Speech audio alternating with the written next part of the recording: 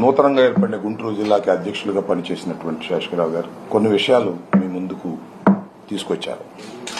దాని కంటిన్యూషన్ గా party YSR Congress party అధికారం కోల్పోయిన తర్వాత పార్టీని మళ్ళా పునర్నిర్మాణం చేసుకోవాలనేటువంటి ఉద్దేశంతో రాష్ట్ర వ్యాప్తంగా మా పార్టీ అధ్యక్షులు జగన్మోహన్ రెడ్డి గారు అనేక మార్పులు చేసేటటువంటి ప్రక్రియకు శ్రీకారం చుట్టారు.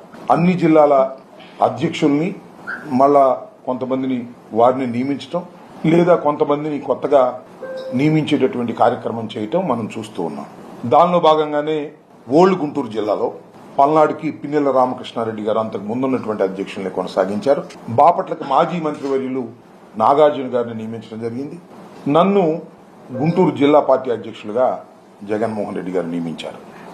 దాన్ని పురస్కరించుకొని గుంటూరు జిల్లాకు సంబంధించినటువంటి 7 నియోజకవర్గాల్లో పార్టీని పటిష్టం చేసేటటువంటి కార్యక్రమాలకు